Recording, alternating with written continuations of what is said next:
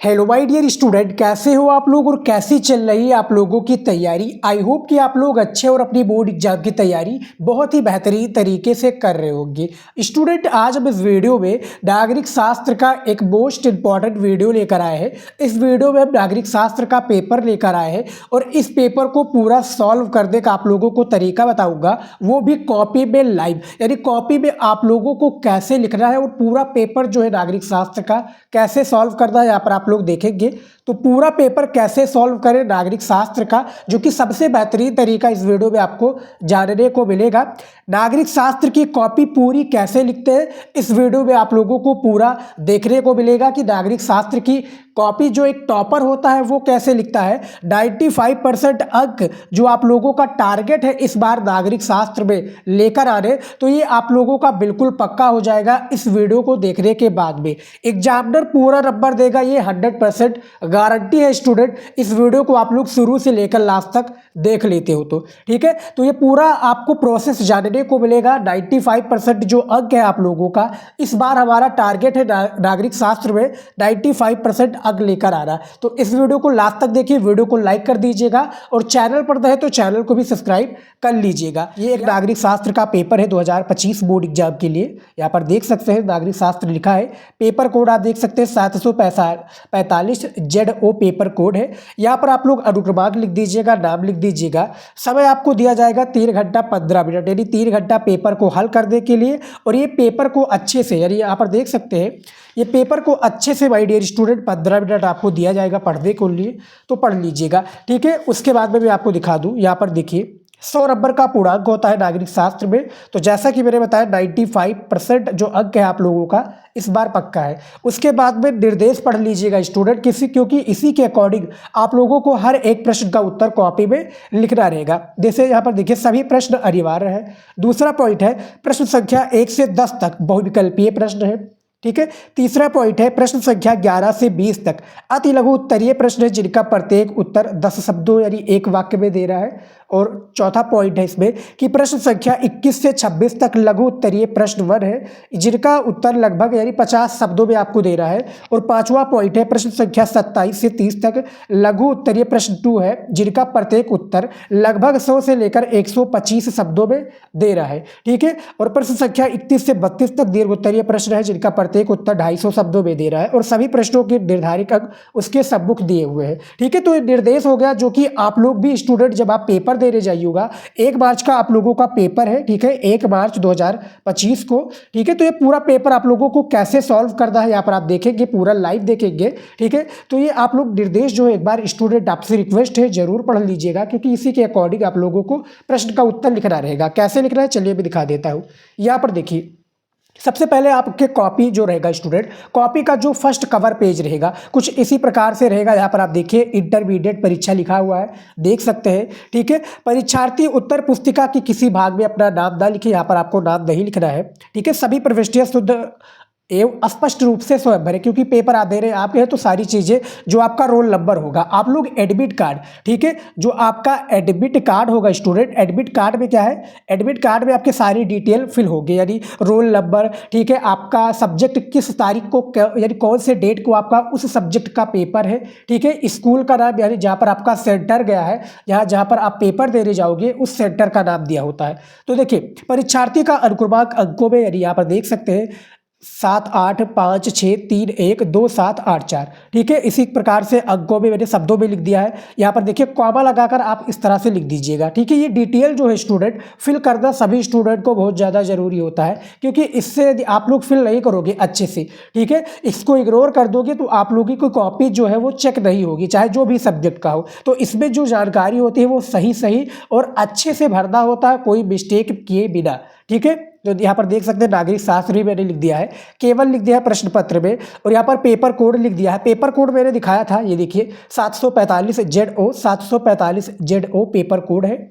और आपका जो 1 मार्च को पेपर है आपका नागरिक शास्त्र का, तो परीक्षा का दिन है शनिवार ठीक है। यहाँ पर देखिए परीक्षा तिथि एवं पाली लिख दे रहा है 1 तारीख 3रा महीना 25। द्वितीय पाली में होता है क्योंकि जो क्लास 12 का है ये 2 बजे से लेकर 5 बजे के बीच में पेपर होता है। केंद्र का नाम यानी जहाँ पर आपका सेंटर गया है, जैसे यहाँ पर मैंने एक एग्जाम्पल के लिए लिख दिया है राजा भगत सिंह स्मारक इंटर कॉलेज। ठीक है, यहाँ पर आप लोग नाम लिख दीजिएगा जहाँ पर सेंटर पेपर देने गए हैं, दिनांक आप लिख दीजिएगा जिस दिन पेपर है, रूम नंबर लिख दीजिएगा और कक्ष निरीक्षक का पूरा नाम रहेगा। ठीक है, तो इतनी जानकारियाँ आप लोगों को दे रही रहेगी। ठीक है, तो ये आपका जानकारी हो गई और ये पेपर हो गया। अब चलिए देखते हैं कि कैसे आप लोगों को प्रश्नों का उत्तर देना है। तो सबसे पहले मैं आपको पेपर दिखा देता हूँ स्टूडेंट, ये देखिए, आजा यार, हाँ ये देखिए, ये आपका आ गया पेपर। ठीक है, ये देखिए पेपर आ चुका है। एक क्वेश्चन यानी 10 टोटल आपके जो है स्टूडेंट 10 बहुविकल्पीय प्रश्न होता है नागरिक शास्त्र में। आप लोगों को मैंने काफ़ी सारे मॉडल पेपर सॉल्व कराए, उसमें भी मैंने बताया है। तो जैसे पहला क्वेश्चन पूछा गया स्टूडेंट कि सोवियत संघ के विघटन के समय वहाँ का राष्ट्रपति कौन था। तो सोवियत संघ के विघटन के समय माय डियर स्टूडेंट वहाँ का जो राष्ट्रपति था वो कौन था, मिखाइल गोर्बाचेव थे, यानी पहले का आपका सी राइट आंसर हो जाएगा। ठीक है, काफ़ी इंपॉर्टेंट क्वेश्चन है। दूसरा क्वेश्चन देखिए, 1950 में चीन द्वारा किस क्षेत्र में अपने में मिल लिया गया, यानी मिला लिया गया, जो कि चीन ने भैया अपने क्षेत्र में मिला लिया। 1 नंबर का क्वेश्चन है तो वो आपका तिब्बत हो जाएगा। ठीक है, तीसरा क्वेश्चन देखिए कि दक्षेस यानी सार्क की स्थापना कब हुई थी। तो दक्षेस यानी सार्क की स्थापना कब हुई थी, आप लोग बताइए। इनमें से राइट आंसर क्या हो जाएगा, क्या 1985 हो जाएगा। तो तीसरे का सी राइट आंसर हो जाएगा। यहाँ पर देखिए, ठीक है, कॉपी में कैसे लिखना है यहाँ पर मैं दिखा देता हूँ आपको। ये देखिए, सबसे पहले कॉपी में स्टूडेंट ये टॉपर की कॉपी है। ठीक है, लाइव आप लोगों को सारी चीज़ें जानने को मिलता है कि कॉपी में भी आपको कैसे लिखना है। पूरा मैं पेपर सॉल्व कराऊंगा और कॉपी में ये भी दिखाऊंगा कि आपको कैसे लिखना रहेगा बोर्ड एग्जाम में, यानी 1 मार्च को कैसे लिखना है। तो यहाँ पर देखिए प्रश्नोत्तर संख्या लिखिए। ठीक है, जो आपका ब्लैक पेन होगा, ये ब्लैक पेन है, इसी से आप प्रश्नोत्तर संख्या लिखिए और एक पटरी लेकर जाइएगा और एक स्केच से क्या कर लीजिएगा, सिर्फ स्केच से आपको करना क्या है, अंडरलाइन कर देना है। ठीक है, तो स्केच से आप लोगों को अंडरलाइन कर देना है। प्रश्नोत्तर संख्या इस तरह से लिखिया है और जो राइट आंसर है, जैसे यहाँ पर देखिए प्रश्नोत्तर संख्या पहले का सी राइट आंसर है, मिखाइल गोर्बाचेव। तो सी आंसर डालकर मैंने मिखाइल गोर्बाचेव राइट आंसर लिख दिया है। ठीक है, उसी प्रकार से 1950 में यानी चीन ने किसको मिला लिया अपने में, तिब्बत को। तो यहाँ पर भी सी राइट आंसर हो जाएगा, प्रश्नोत्तर संख्या 2 लिखा है। ठीक है, उसके बाद में मैं दिखा देता हूँ। यहाँ पर देखिए प्रश्नोत्तर संख्या 3, यानी यहाँ पर मैं आपको बताऊँ स्टूडेंट। ठीक है, तो आपको पहले, दूसरे और तीसरे पेज में कोई भी काटपीट और गंदगी बिल्कुल भी नहीं करना है। आप लोग ये प्रयास कीजिए कि पूरा पेपर आप लोगों का अच्छे से जाए, कोई भी गंदगी ना करो, कोई भी काटपीट ना करो। ठीक है, तो भी एग्जामिनर क्या होता है, इंप्रेस होता है। और राइटिंग से लिखिएगा। ठीक है, शब्दों में आप यहाँ पर देख सकते हैं 3 लाइनों का मैंने गैप किया हुआ है और अच्छे से दिख रहा होगा आप लोगों को। ठीक है, अच्छे से दिख रहा है, कोई यहाँ पर जल्दबाजी नहीं, आप लोग वीडियो को रोक कर देख सकते हैं। और इसी तरीके से 1 मार्च को लिखिएगा, पूरा नंबर दिया जाएगा। ठीक है, चौथा क्वेश्चन है कि संयुक्त राष्ट्र संघ के प्रथम एशियाई महासचिव कौन थे। तो यू थॉट थे। परमाणु अपसार संधि एनपीटी यानी एनपीटी कब हस्ताक्षर हुए थे, यहाँ पर आप लोग बताइए। तो यहाँ पर देखिए 5वें का राइट आंसर डी हो जाएगा, जो कि 1968 हो जाएगा। ठीक है, और 6 नंबर क्वेश्चन देखिए कि निम्नलिखित गैसों में से किसे वैश्विक ताप वृद्धि का कारण समझा जाता है। तो इनमें से सभी हो जाएगा, यानी 6 नंबर का डी राइट आंसर हो जाएगा। उसके बाद में देखिए 7 number question, world social forum की चौथी बैठक 2004 में कहाँ हुई थी। ठीक है, तो वो आपका मुंबई में हुई थी, यानी 7वें का ए राइट आंसर हो जाएगा। तो ये 7 क्वेश्चन कंप्लीट हो गया और मैं दिखा देता हूँ। 9 नंबर क्वेश्चन देखिए कि 1956 में राज्यों के पुनर्गठन का मुख्य आधार क्या था। तो भैया भाषा था 1956 में। 1953 में एक प्रकार से जो भारत में सबसे पहला राज्य अलग हुआ तो वो आंध्र प्रदेश था। ठीक है, कौन था, आंध्र प्रदेश स्टूडेंट।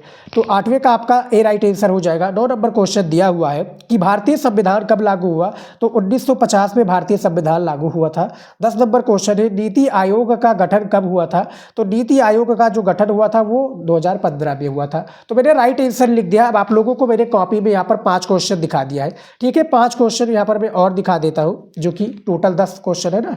ये देखिए जो राइट आंसर है यहाँ पर, एक पटरी की सहायता से आप लोग स्केल की सहायता, यानी जो पटरी होती है ना स्टूडेंट, और ये आपका एक ब्लैक स्केच रहेगा, इसी की सहायता से हर एक पेज में स्टूडेंट क्या कर लेना, आप लोग डंडी खींच लेना है, यानी ये एक लाइन ड्रॉ कर लेना है, हल्का लाइन कीजिएगा, इस साइड आप मत कीजिएगा लेकिन एक साइड कर लीजिएगा, क्योंकि इसी के अकॉर्डिंग आप लोगों को सारी चीज़ें लिखनी रहेगी। तो यहाँ पर देख सकते हैं मैंने प्रश्नोत्तर संख्या लिख दिया है, ठीक है, और जो भी राइट आंसर है उसको मैंने डायरेक्ट यहाँ पर लिख दिया है। ठीक है, 4 ऑप्शंस दिए जाते थे और चारों में से एक राइट आंसर होता था, वही मैंने यहाँ पर लिख दिया है।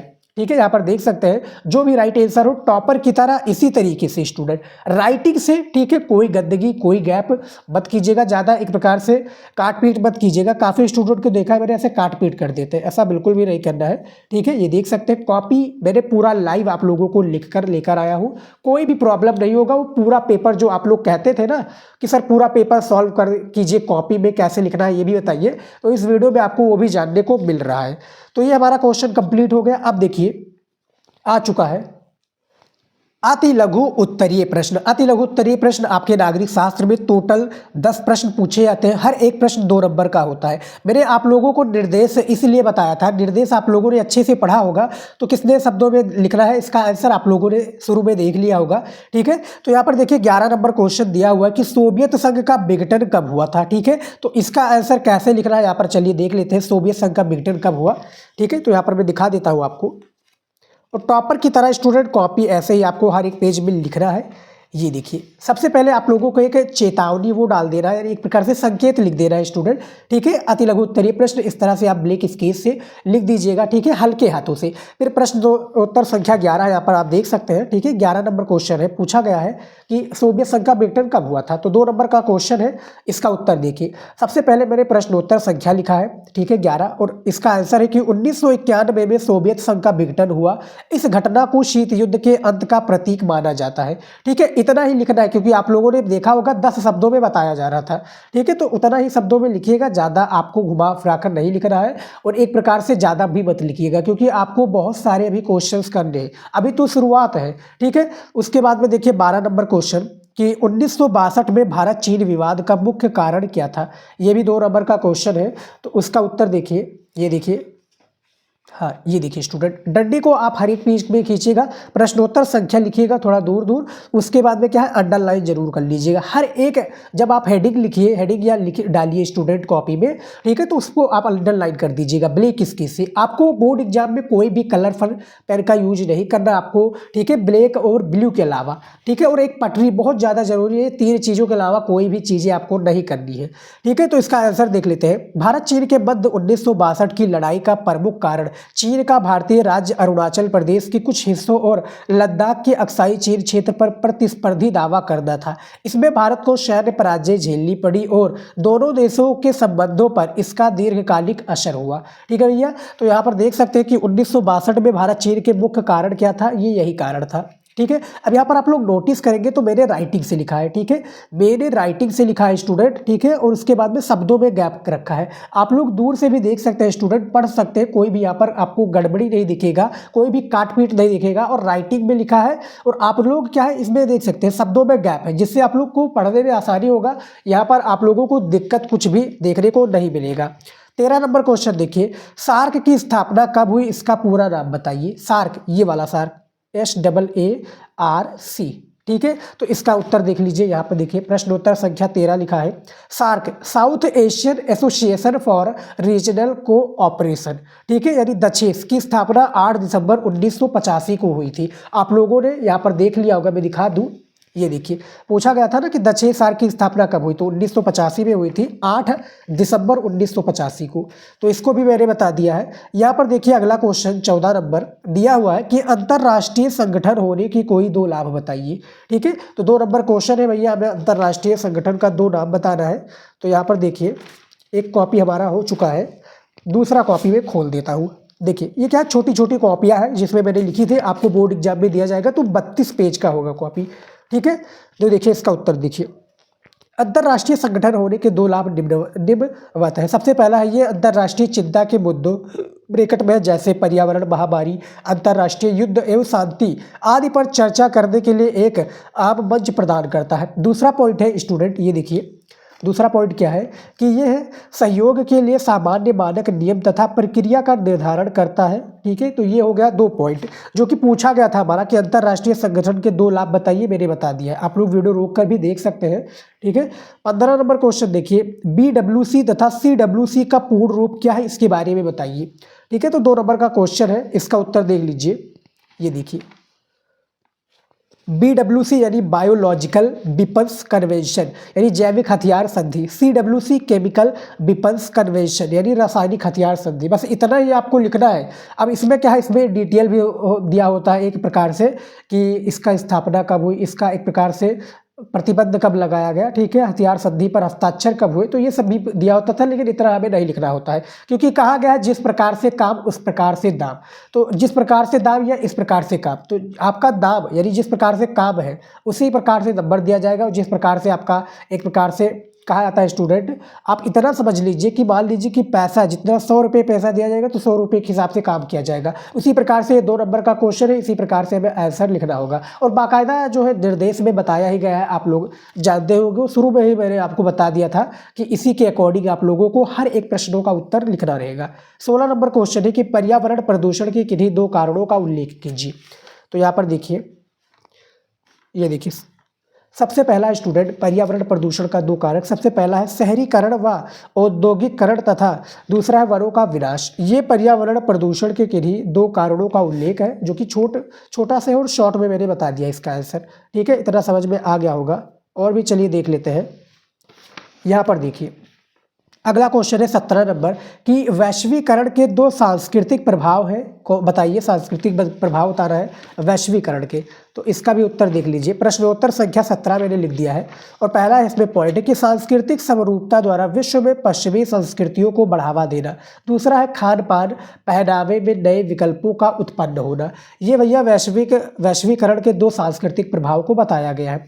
18 नंबर क्वेश्चन देखिए, भारत के किन्हीं 2 धार्मिक अल्पसंख्यक समुदायों के बारे में उल्लेख कीजिए। ठीक है, 2 नंबर का ये भी काफ़ी इंटरेस्टिंग क्वेश्चन है, इसका भी उत्तर देख लेते हैं। देखिए भारत में, देखिए जो यहाँ पर पूछा गया कि भारत के किन्हीं 2 धार्मिक अल्पसंख्यक समुदायों का नाम, तो सबसे पहला मुस्लिम तथा दूसरा ये सिख है, जो कि भारत के 2 अल्पसंख्यक समुदायों का नाम है। अगला क्वेश्चन देखिए, PRI का अर्थ क्या है। 2 नंबर का क्वेश्चन है, ये भी देखिए लीजिए। PRI यहाँ पर देखिए का अर्थ है यहाँ पे देखिए इंस्टीट्यूशन रिवोल्यूशनरी पार्टी। ये PRI का अर्थ एक प्रकार से इसका फुल फॉर्म भी आप लोग कह सकते हैं। अगला क्वेश्चन देखिए 20 नंबर कि किन्हीं 2 बहुउद्देशीय नदी परियोजनाओं का नाम लिखिए। ये भी 2 नंबर का क्वेश्चन है। टोटल 10 क्वेश्चन आप लोगों का यहाँ पर कंप्लीट हो जाएगा। तो इसका देख लीजिए, सबसे पहला इसमें देखिए निर्धनता और बेरोजगारी दूर करना, तथा दूसरा है कृषि एवं उद्योगों को सामान्यित विकास करना। प्रश्नोत्तर संख्या लिखिएगा और सब यानी उसमें जब भी आप हेडिंग डालिएगा तो 2 या 1 लाइनों का गैप जरूर रखिएगा और थोड़ा दूर दूर करके आप उत्तर को लिखिएगा, प्रश्न के उत्तर को लिखिएगा। ठीक है, तो ये भी हमारा जो कंप्लीट हो गया। जो किन्हीं 2 बहुउद्देशीय नदी परियोजनाओं का नाम लिखना था, ये भी मैंने आप लोगों को बता दिया है। ठीक है, तो ये भी आप लोगों ने देख लिया। अब देख लेते हैं अगला क्वेश्चन। देखिए लघु उत्तरीय प्रश्न वर्ग आ चुका है, जो कि टोटल 6 क्वेश्चन आपके पूछे जाते हैं। 50 शब्दों में हमें इसका उत्तर देना होता है और हर एक प्रश्न का उत्तर जब हम देंगे तो हमें 5 नंबर एग्जामिनर देगा। तो 6 पंचे 30 नंबर आप लोगों को लघु उत्तरीय प्रश्न वर्ग में ही मिल जाता है। तो यहाँ पर देखिए जैसे 21 नंबर क्वेश्चन दिया हुआ है कि सोवियत संघ का अंत समाजवाद का अंत नहीं है, क्या ये संभव है? यानी क्या ये संभव है, क्वेश्चन पूछा गया है। अब इसका आंसर आप लोग कॉपी में कैसे लिखोगे भैया, एग्जामिनर को कैसे इंप्रेस करोगे, चलिए वो भी दिखा देता हूँ। ये देखिए आ चुका है। ये देखिए स्टूडेंट लघु उत्तरीय प्रश्न वर्ग, यानी हमने लिख दिया स्टूडेंट, संकेत मैंने दे दिया है, प्रश्नोत्तर संख्या लिख दिया है। प्रश्नोत्तर संख्या 21 है, मैं दिखा दूं आपको। ये देखिए प्रश्नोत्तर संख्या क्या है, 21 है, यहाँ पर लिख दिया है मैंने, डंडी को खींच दिया है। अब इसका उत्तर चलिए देख लेते हैं। इसका उत्तर क्या है, यहाँ पर देखिए कि जो लोग राजनीति में रुचि रखते हैं उनका मत है कि सोवियत संघ का अंत समाजवाद का अंत नहीं है, क्योंकि विचारधाराओं का ये अंत किसी एक घटना से नहीं होता। समाजवाद एक विचारधारा है। विश्व में निर्धन देश तथा लोगों की यहाँ पर देखिए संख्या अधिक है। इतिहास इस बात को साक्षी है कि राजतंत्र तानाशाही का अंत हुआ तो उसके स्थान पर लोकतंत्रात्मक शासन आया। ठीक है, तो ये भैया हमारा जो 21 नंबर क्वेश्चन था उसका मैंने आंसर दे दिया, यहाँ पर आप लोग देख सकते हैं। ठीक है, यहाँ पर देख सकते हैं 50 शब्दों से ऊपर होगा, नीचे नहीं होगा, इतना ही लिखना है। ठीक है, समझ में आ गया। अगला क्वेश्चन देखिए यहाँ पर 22 नंबर क्वेश्चन देखिए। 5 नंबर का क्वेश्चन दिया हुआ है कि क्षेत्रीय संगठनों को बनाने के उद्देश्य क्या है, इसके बारे में बताना है, परिभाषा इसका दे रहा है। ठीक है, उद्देश्य को बताना है, बेसिकली कॉपी में कैसे लिखना है वो भी दिखा देता हूँ। यहाँ पर देखिए, ये देखिए क्वेश्चन का आंसर देख लीजिए। उत्तर दिया हुआ कि क्षेत्रीय संगठनों को बनाने के निम्नलिखित उद्देश्य है। सबसे पहला पॉइंट है, पॉइंट के थ्रू मैंने बताया है, विभिन्न क्षेत्रीय देशों को एक मंच प्रदान करना। दूसरा है क्षेत्रीय विवादों को निपटाने के लिए बनी व्यवस्था में बदलाव लाना। तीसरा है सभी देशों को आत्मनिर्भरता के माध्यम से सहयोग करने के लिए प्रेरित करना। और चौथा है सामाजिक, सांस्कृतिक, आर्थिक, तकनीकी क्षेत्रों में सहयोग देना। ठीक है, तो ये आपका 22 नंबर क्वेश्चन का राइट आंसर है, जो पूछा गया था, आप लोगों ने देख लिया होगा। ठीक है, ये क्वेश्चन था, इसका आंसर भी मैंने दे दिया है। अगला क्वेश्चन देखिए यहाँ पर 23 नंबर, पाकिस्तान में लोकतंत्र की स्थापना के मार्ग में कौन कौन सी बाधाएं हैं, ये भी बताना है। ठीक है, और हमें देखिए स्टूडेंट, जो एग्जामिनर ने बताया था, जो कि पेपर के फर्स्ट निर्देश में दिया था, उससे उतने ही हमने दिया है और अंदाजा लगाकर मैंने लिखा है स्टूडेंट। ठीक है, ये नहीं कि मैंने गिना है, और हर एक क्वेश्चन के आंसर को गिनने की आवश्यकता नहीं, बस आप लोग एक क्वेश्चन को आप लोग लिख दीजिए और उसी के अकॉर्डिंग आप लोग अंदाजा लगाइए कि हाँ ये इतने नंबर का क्वेश्चन कंप्लीट हो गया है। अब देखिए यहाँ पर 5 नंबर के लिए 50 शब्दों में एग्जामिनर पहले बता दिया। अब इसमें आप लोग 150 या 200 शब्दों में लिख देंगे तो यहाँ पर 5 नंबर से बढ़कर 8 नंबर नहीं हो जाएगा, मिलेगा आपका 5 नंबर, क्योंकि वो निर्धारित है और वो सभी बच्चों पर अप्लाई होता है। ठीक है, तो जितना पूछा गया है उतना ही लिखिए, उतना ही आपके लिए अच्छा रहेगा, क्योंकि आप भी सारे प्रश्नों को अटेंड कर पाएंगे। आप फालतू चीज़ें एक ही क्वेश्चन पर लगा दोगे, एक ही में ज़्यादा टाइम लगा दोगे, तो आप सारे क्वेश्चन को अटेम्प्ट नहीं कर पाओगे और आपका जो 95% का सपना है वो पूरा कभी भी नहीं होगा। ठीक है, तो देखिए इसका उत्तर देख लेते हैं, जो 23 नंबर क्वेश्चन है। ठीक है, देख लिया है, इसका भी उत्तर चलिए दिखा देता हूँ मैं आपको। ठीक है, ये देखिए 23 नंबर क्वेश्चन दिया है कि पाकिस्तान में स्थायी, जैसे पोस्ट क्वेश्चन पहले आप देख लीजिए अच्छे से, कि पाकिस्तान में लोकतंत्र की स्थापना के मार्ग में कौन सी बाधाएं आई। तो पाकिस्तान में अस्थायी रूप से लोकतंत्र स्थापित न होने के अनेक कारण हैं। यहाँ सेना, धर्मयुग तथा भूस्वामी अभिजनों का सामाजिक वर्चस्व अधिक है। इसी कारण अनेक बार निर्वाचित लोकतांत्रिक सरकार को गिराकर सैनिक शासन की स्थापना की गई। इसी कारण पाकिस्तानी सेना को अपना प्रभुत्व स्थापित करने में उत्साहवर्धन हुआ। ठीक है, तो ये भैया क्वेश्चन था, 5 नंबर यहाँ पर भी दे दिया जाएगा।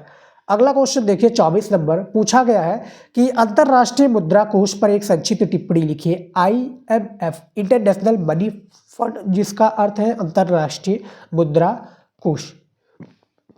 तो इसके बारे में डिटेल में स्टूडेंट हमें आंसर लिखना है, तो चलिए इसका भी आंसर देख लेते हैं कि कैसे लिखना रहेगा। 24 नंबर क्वेश्चन है, ये देखिए 24 नंबर जो क्वेश्चन पूछा गया था, तो देखिए अंतरराष्ट्रीय मुद्रा कोष IMF की स्थापना दिसंबर 1945 में की गई थी। इसका मुख्यालय वॉशिंगटन DC में, कहाँ पर है, वॉशिंगटन DC, जो कि कहाँ पर है, अमेरिका में। इसकी स्थापना का उद्देश्य अंतरराष्ट्रीय आर्थिक सहयोग को प्रोत्साहन देना, व्यापार के संतुलन विकास को प्रोत्साहित करना और सदस्यों के मध्य विनिमय में स्थिरता को बढ़ावा तथा उस संबंध में पारस्परिक, यहाँ पर देखिए क्या लिखा है, पारस्परिक स्पर्धा को हटना, विदेशी विनिमय प्रतिबंधों को हटाना, ये एक प्रकार से था। इंटरनेशनल मनी फंड इसका एक प्रकार से फुल फॉर्म है स्टूडेंट, आपके बहुविकल्पीय में ज़्यादातर ये क्वेश्चन पूछा जाता है। ठीक है, उसके बाद में देखिए 25 नंबर क्वेश्चन की पृथ्वी सम्मेलन, क्या है, पृथ्वी सम्मेलन 1992 के महत्व का उल्लेख कीजिए। इसको रियो सम्मेलन के भी नाम से जाना जाता है स्टूडेंट, किसके सम्मेलन से, रियो सम्मेलन के नाम से। इसकी 1992 के महत्व का एक प्रकार से क्या है, हमें चर्चा करना है, इसका उल्लेख करना है। कॉपी में कैसे लिखना है वो भी आप लोग इस वीडियो में देख लीजिए स्टूडेंट। ठीक है, पूरा कॉपी में लिख कर लेकर आया हूँ।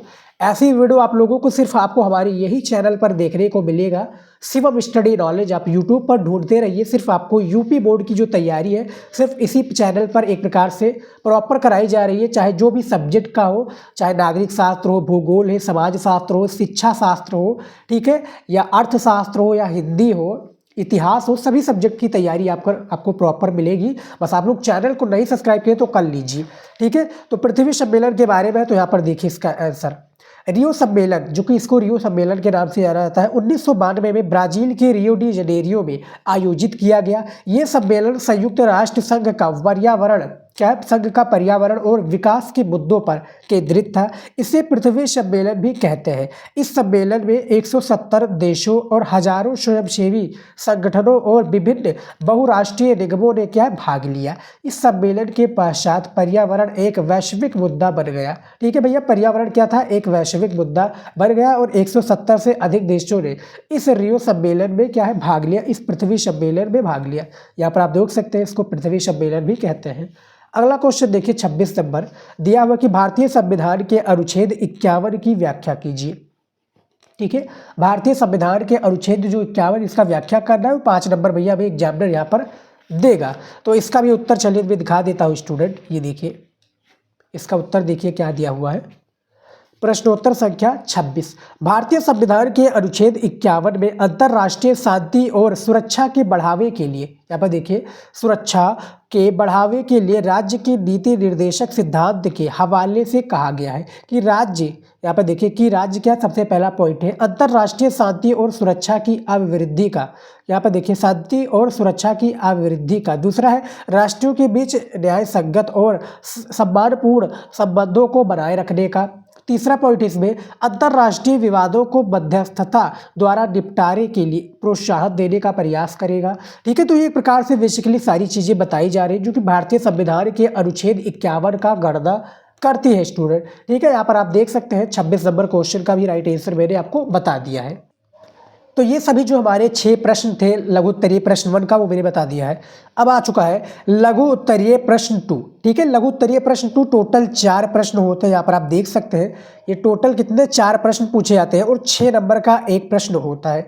ठीक है, इसका आंसर 100 से लेकर 125 शब्दों के बीच में हमें इसका आंसर, यानी एक क्वेश्चन का आंसर हमें लिखना होगा। ठीक है, तो ये 4 क्वेश्चन है, इसी का भी आंसर चलिए देख लेते हैं। कॉपी में कैसे लिखना ये भी आपको पता चल जाएगा। 27 नंबर क्वेश्चन दिया हुआ है कि यूरोपीय संघ को कौन सी बातें एक प्रभावशाली क्षेत्रीय संगठन बनाती है या बनती है। ठीक है, तो इसका उत्तर देख लेते हैं। ये देखिए लघु उत्तरीय प्रश्न 2 मैंने यहाँ पर भी लिख दिया है स्टूडेंट। ठीक है, प्यारा लग रहा है। प्रश्नोत्तर संख्या 27 था, ये देखिए 27 लिख दिया है, अच्छे से हल्के हाथों से लिखा है। अब इसका आंसर देखिए, यहाँ पर देखिए यूरोपीय संघ यूरोपीय देशों का एक क्षेत्रीय संगठन है। यूरोपीय संघ की स्थापना 1992 में हुई थी। यूरोपीय संघ का अपना झंडा, अपना गान यानी राष्ट्रगान तथा स्थापना दिवस है। यूरोपीय देशों की अपनी मुद्रा है जिसे यूरो कहते हैं। यहाँ पर देखिए हाईलाइट कर दिया काले पेन से, यूरो कहते हैं। जनवरी 2002 में 12 सदस्य देशों जैसे यूरो को अपनाने जाने के साथ ये प्रचलन में आई। यूरोपीय संघ में लगातार नए सदस्य जुड़ते रहते हैं, जिससे ये पता चलता है कि यूरोपीय संघ कितना प्रभावशाली, यहाँ पर देखिए कितना प्रभावशाली है। 2016 में यूरोपीय संघ विश्व की दूसरी सबसे बड़ी अर्थव्यवस्था थी। इसका सकल घरेलू उत्पादन यहाँ पर देखिए 17,000 अरब डॉलर से भी अधिक था, जो अमेरिका के ही लगभग, यहाँ पर देखिए अमेरिका के ही लगभग है। यूरोपीय संघ के 2 सदस्य देश जैसे ब्रिटेन व फ्रांस सुरक्षा परिषद के स्थायी सदस्य हैं। तो ये जो भैया क्वेश्चन पूछा गया था स्टूडेंट, यहाँ पर आप लोग देखेंगे, थोड़ा आप लोग इस पर गौर करेंगे तो क्या है, यहाँ पर गैप मैंने किया हुआ है। ठीक है, आप लोग भी देख सकते हैं, प्रश्नों को अच्छे से क्लियर पढ़ सकते हैं। ठीक है, आप लोग क्लियर पढ़ सकते हैं, कोई भी आप लोगों को काटपीट नहीं दिखा होगा। और यहाँ पर मैंने बेसिकली हाईलाइट किया है पॉइंट को। ये देखिए यूरो जो कि यूरोपीय संघ का एक प्रकार से मुद्रा है, जो कि राष्ट्रगान और अपना झंडा, अपना स्थापना दिवस, ये सब यूरोपीय संघ ने स्थापित कर लिया था। तो इसका बेसिकली ये परिभाषा है। कॉपी में भी इसी तरीके से आप लोग लिखिएगा। ठीक है, सुंदर लिखिए। राइटिंग देखिए स्टूडेंट, मैं आपको बताऊँ तो एग्जामिनर जो आपका कॉपी में देखता है, एक राइटिंग देखता है, एक लिखने का तरीका जो मैंने इस वीडियो में बताया है, और दूसरा देखता है भैया आप कैसे प्रेजेंट करते हो हर एक क्वेश्चन का। एक होता है किताबी भाषा को लिखना, एक किताबी भाषा की तरह क्वेश्चन के आंसर को लिखना, और एक होता है स्टूडेंट अपने भाषा में अच्छे से एग्जामिनर को समझाना। तो वो भी इस वीडियो में आपको पता चल रहा होगा, आई होप। ठीक है, तो इतना आपको समझ में आ गया। अब चलिए देख लेते हैं अगला क्वेश्चन।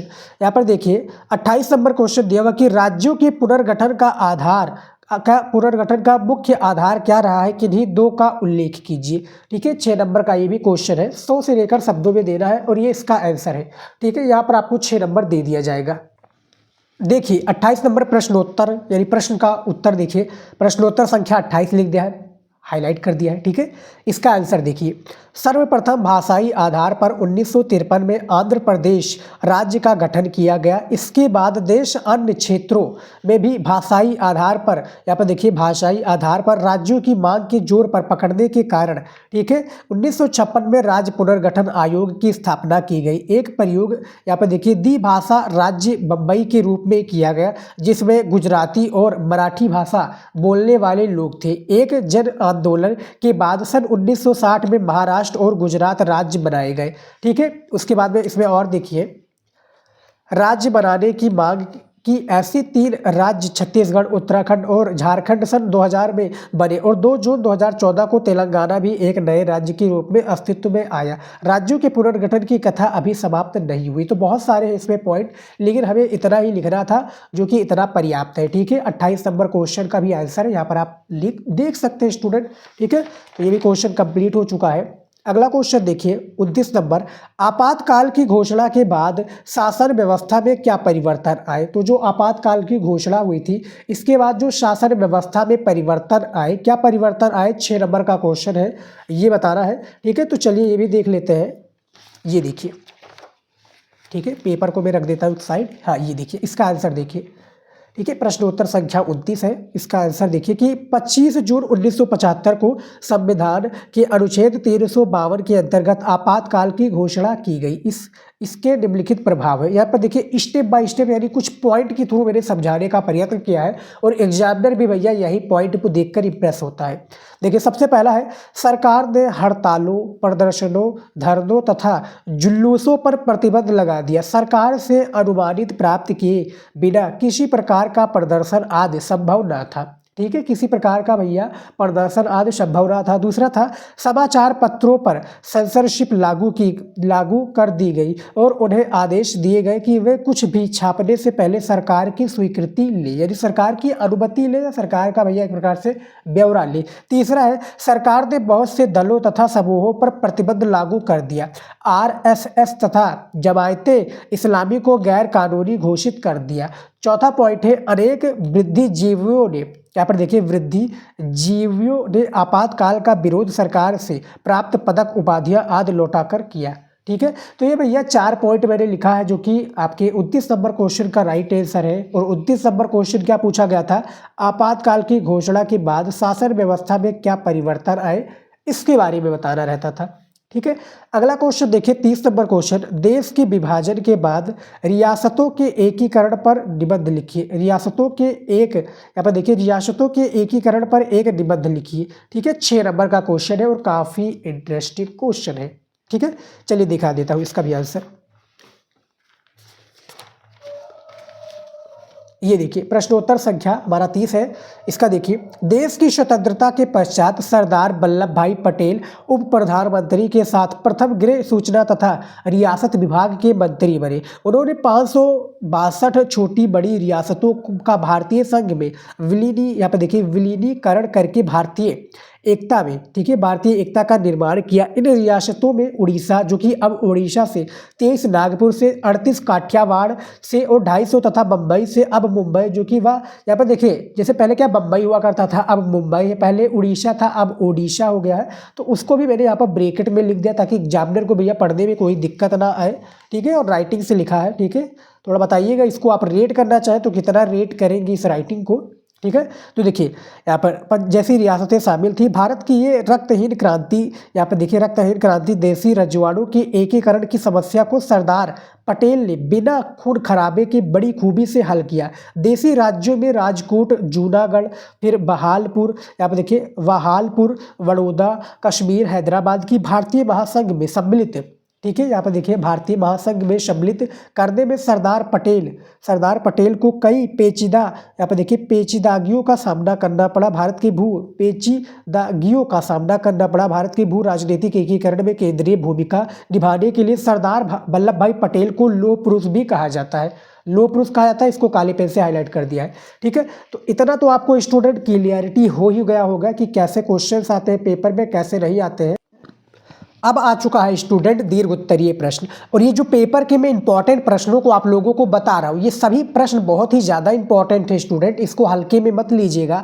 आप लोगों का 1 मार्च 2025 को पेपर है यूपी बोर्ड का स्टूडेंट, ठीक है। उसमें ये पेपर बहुत ही ज़्यादा इंपॉर्टेंट है, हेल्पफुल है, और मैं पूरा पेपर आप लोगों को सॉल्व करा रहा हूँ, ठीक है। तो वीडियो को लाइक कर दीजिएगा और इस वीडियो को शेयर ज़्यादा से ज़्यादा अपने दोस्तों के पास ज़रूर कर लीजिएगा, ठीक है। ज़्यादा से ज़्यादा शेयर करेंगे तो उनको भी पता चलेगा और उनकी भी हेल्प हो जाएगी, ठीक है। तो देखिए 31 नंबर क्वेश्चन है, दीर्घ उत्तरीय प्रश्न है कि भारत में पहले 3 आम चुनाव में कांग्रेस के प्रभुत्व के क्या कारण थे, इस काल में विपक्षी दलों की क्या भूमिका थी, इसके बारे में बताना है, ठीक है। तो 6 नंबर आपको यहाँ पर दे दिया जाएगा इस क्वेश्चन के लिए और 2 नंबर दे दिया जाएगा इस क्वेश्चन के लिए, ठीक है। अथवा करके दिया हुआ है पेपर में, आप ये क्वेश्चन भी कर सकते हैं, यानी दोनों में से किसी एक क्वेश्चन को करना। मिलना आप लोगों को कितना है, 8 नंबर तय है, ठीक है। तो मैंने ये वाला भैया किया है 31 नंबर क्वेश्चन, ठीक है। मान लीजिए कि आप प्रश्नोत्तर संख्या 31 कर लेते तो यहाँ पर आप लोग अथवा लिख देते हैं, जैसे यहाँ पर कॉपी में लिखा गया है, ठीक है। यहाँ पर देखिए दीर्घ उत्तरीय प्रश्न मैंने संकेत लिख दिया है।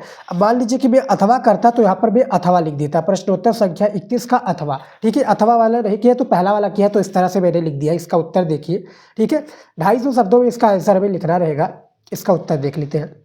देखिए पहले 3 आम चुनाव यानी ब्रैकेट में 1952, 1957, 1962 में भारतीय राजनीति पर कांग्रेस दल का एक छत्र एकाधिकार कायम रहा। 1967 के चौथे आम चुनाव से पूर्व लोकसभा के चुनाव में यहाँ पर देखिए उसने 73% से अधिक सीटें ही प्राप्त की थी। 1957 में केरल में भारतीय कम्युनिस्ट पार्टी के नेतृत्व वाले गठबंधन जैसे अपवादों को छोड़कर अधिकांश राज्यों की राजनीति पर भी कांग्रेस ही प्रभावी था, ठीक है। इस पर देखिए प्रभावी थी। राष्ट्रीय स्तर पर कांग्रेस के प्रभुत्व को यदि आम जन की दृष्टि से देखा जाए तो भारत की ग्रामीण आबादी के लिए शासन का मतलब था। कांग्रेस वोट, यहाँ पर देखिए क्या लिखा था स्टूडेंट, देखिए कांग्रेस वोट देने का अर्थ था, कांग्रेस यहाँ पे देखिए अर्थ था कि कांग्रेस का चिन्ह चुनाव चिन्ह तथा नेता के रूप में पंडित जवाहरलाल नेहरू को ही समझा जाता था। हालांकि कहने को तो कई अन्य दल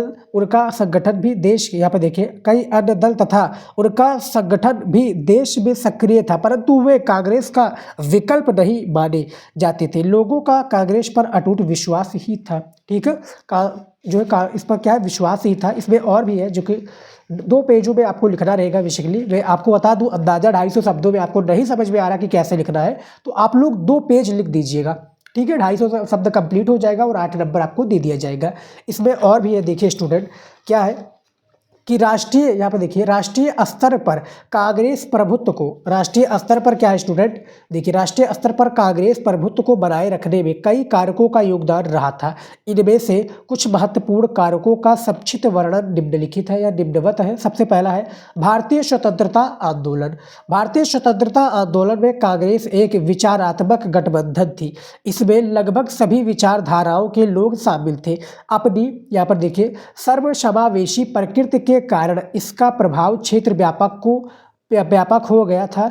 आज़ादी के बाद भी इसने सबको एक साथ लेकर चलने का प्रयास किया था, ठीक है स्टूडेंट। यानी पॉइंट के थ्रू मैंने लिखा है। दूसरा पॉइंट देखिए यहाँ पर, उस समय पंडित जवाहरलाल नेहरू देश के सबसे अधिक, यहाँ पे देखिए करिश्माई और लोकप्रिय नेता थे। गांधी जी की मृत्यु के बाद उनको ही भारत के लोग अपनी आशा का केंद्र बिंदु मानते थे। नेहरू को लोगों का समर्थन कांग्रेस को वोटों के रूप में प्राप्त होता था। तीसरा पॉइंट देखिए यहाँ पर, राष्ट्रीय स्वतंत्रता आंदोलन क्या है, राष्ट्रीय स्वतंत्रता आंदोलन के दौरान कांग्रेस ने भारतीय जनता का व्यापक समर्थन प्राप्त किया था। आम जनजीवन में इस दल की पहुंच बहुत अंदर तक हो गई थी, ठीक है। तो ये भी क्वेश्चन कंप्लीट हो गया था स्टूडेंट। जो हमारा क्वेश्चन था मैं आपको दिखा दूं, ठीक है। 31 नंबर क्वेश्चन ये भी मैंने बता दिया है। अगला क्वेश्चन देख लीजिए 32 नंबर, जो कि आखिरी क्वेश्चन है इस पेपर का, नागरिक शास्त्र का। भारतीय विदेश नीति के प्रमुख निर्धारक तत्वों के विश्लेषण कीजिए, ठीक है। 8 नंबर का क्वेश्चन है, अथवा करके दिया हुआ है। इसका उत्तर देखिए, मंडल आयोग का सविस्तार वर्णन कीजिए, ठीक है। तो दोनों में से किसी एक का उत्तर लिखना होता है। फिलहाल मैंने ये वाला क्वेश्चन का आंसर दिया हुआ है, चलिए देख लेते हैं, ठीक है। तो आप लोगों ने पढ़ लिया है, अब इसका देख लेते हैं उत्तर कैसे लिखना रहेगा। ये देखिए स्टूडेंट, ठीक है, यहाँ पर देखिए प्रश्नोत्तर संख्या 32 है। इसका उत्तर देखिए 15 अगस्त 1947 को भारत स्वतंत्र हो गया और 26 जनवरी 1950 को संविधान लागू हो जाने के बाद भारत प्रभुत्व संपन्न समाजवादी धर्मनिरपेक्ष लोकतांत्रिक गणराज्य बन गया। ठीक है, पंडित जवाहरलाल नेहरू स्वतंत्र भारत के प्रथम प्रधानमंत्री बने और डॉक्टर राजेंद्र प्रसाद प्रथम राष्ट्रपति। अब तक भारत की यहाँ पर देखिए मैंने हाईलाइट कर दिया है। ये भी मैंने आपको तरीका बताया है कि जो पॉइंट आपको लगे कि भैया हाईलाइट करने के लायक है वो हाईलाइट कर दीजिए। पंडित जवाहरलाल नेहरू स्वतंत्र भारत के क्या पहले प्रधानमंत्री बने और डॉक्टर राजेंद्र प्रसाद प्रथम राष्ट्रपति। अब तक भारत की विदेश नीति के मूलाधार पंडित जवाहरलाल नेहरू द्वारा स्थापित आदर्श रहे। भारत की विदेश नीति उनके द्वारा दिखाई, यहाँ पर देखिए उनके द्वारा दिखाई गए अहिंसा मैत्री मानवता सहयोग और स्नेह के सद्गुणों पर आधारित रही है। पंडित नेहरू ने बुद्ध के पंचशील जैसे महान शब्द को लेकर अपनी विदेश नीति में पंचशील को मुख्य आधार बनाया था। इस विदेश नीति के प्रमुख उद्देश्य और आधार निम्नलिखित है। सबसे पहला देखिए शांति का पोषक, यानी इसको भी मैंने भैया पॉइंट के थ्रू समझाने का प्रयत्न किया है। और एग्जाम में क्या होता है स्टूडेंट, जब आप शॉर्ट फॉर्म में उसको स्टेप बाय स्टेप कुछ पॉइंट के थ्रू समझाते हैं तो वो भी अच्छा लगता है। देखिए शांति का पोषक, भारत का सदैव यही प्रयास रहा है कि विश्व में युद्धों की समाप्ति हो और विस्फोटक वातावरण के स्थान पर शांति का वातावरण स्थापित हो। ये भैया भारत का सबसे पहले अप्रोच था। इसमें और भी है, देखिए इसमें क्या है, दूसरा है कि संयुक्त राष्ट्र संघ में विश्वास। दूसरा पॉइंट है कि विश्व के अंतर्राष्ट्रीय संघ संयुक्त राष्ट्र संघ में भी भारत ने सदैव पूरी, देखिए पूरी क्या है यहाँ पर देखिए सदैव पूरी रुचि ली है तथा इसके द्वारा आयोजित कार्यक्रमों और निर्देशों का सदा तत्परता से पालन किया है। इसके अतिरिक्त विश्व के विभिन्न देशों जैसे Korea, Congo, Vietnam, Bangladesh, Israel, Afghanistan, Hungary और स्वेज नहर आदि से ये भैया संयुक्त राष्ट्र संघ का विश्वास था। तीसरा है कूटनिरपेक्षता की नीति। पंडित जवाहरलाल नेहरू ने एक नीति विकसित की थी कि हम किसी एक गुट के साथ ना तो विशेष मित्रता रखेंगे और ना ही शत्रुता, हम तटस्थता रहेंगे। ये गुट निरपेक्षता की नीति बहुत लोकप्रिय हुई थी। ठीक है, यहाँ पर देखिए विश्व के बहुत से राष्ट्र से इस गुट निरपेक्षता की नीति का पालन करते थे। यानी वह कहने का मतलब है जैसे अमेरिका थे भैया और उधर थे संयुक्त राज्य एक प्रकार से संघ जो कि रूस है। तो दोनों देश चाहते थे कि भैया भारत हमारे में आ जाए, भारत हमारे में आ जाए। लेकिन भैया वो क्या थे, अमेरिका था पहला एक प्रकार से वो था। ठीक है, पहला नीति था, पहला वो था देश एक प्रकार से क्या कह सकते हैं स्टूडेंट, पहला एक प्रकार से महाशक्तिशाली देश था। दूसरा एक प्रकार से था रूस। और वो दोनों चाहते थे कि भैया भारत हमारे में आ जाए, भारत हमारे में आ जाए। लेकिन भारत ने कहा भैया गुट निरपेक्ष रहेंगे, यानी किसी में नहीं रहेंगे, ना किसी की शत्रुता ना किसी से मित्रता। ठीक है भैया, हम अपना अकेला रहेंगे। चौथा है पंचशील विदेश नीति की आत्मा। यहाँ पर देखिए क्या होता है कि पंडित जवाहरलाल नेहरू ने जब भारत की विदेश नीति के आदर्शों और व्यवहार निर्धारित किया तब उन्होंने 5 मुख्य ध्येय यहाँ पर देखिए ध्येय निर्धारित किए। भगवान बुद्ध के पंचशील शब्द से प्रेरणा पाकर नेहरू जी ने इन्हें पंचशील की संज्ञा दी। ठीक है भैया, तो नेहरू जी ने पाकर भैया इसको क्या दिया, पंचशील की संज्ञा दी। और यहाँ पर आप देख सकते हैं पूरा पेपर मेरे स्टूडेंट ने सॉल्व कर दिया है। ठीक है, पूरा पेपर आप देख सकते हैं, सभी प्रश्नों का उत्तर दिया है और हर एक प्रश्नों का आंसर जब भी आप लोग स्टूडेंट लिखिएगा तो ये निर्देश को अच्छे से आप लोग जरूर पढ़ लीजिएगा। ठीक है, 1 मार्च को पेपर है और आप लोगों का वीडियो यहाँ तक आप लोगों ने देखा है तो 95% का टारगेट आप लोग लेकर चाहिए। और मैं जितने भी मॉडल पेपर लेकर आता हूँ उसको ज़्यादा से ज़्यादा सॉल्व कीजिए। ठीक है स्टूडेंट, तो ये पेपर मैंने बता दिया और आप लोगों को मैंने इस वीडियो में ये भी बताया कि कॉपी कैसे लिखना है। ठीक है, कॉपी भी लिखने का तरीका बता दिया है और कॉपी का जो फर्स्ट पेज में जानकारी भरना होता है वो भी मैंने यहाँ पर आप लोगों को बता दिया है। ठीक है, आपको पता हो गया और कॉपी कैसे लिखना है इसी तरीके से एक टॉपर बच्चा कॉपी लिखता है और आप लोग भी लिखिएगा। ठीक है, तो वीडियो आप लोगों को स्टूडेंट पसंद आए तो लाइक कीजिएगा, शेयर कीजिएगा और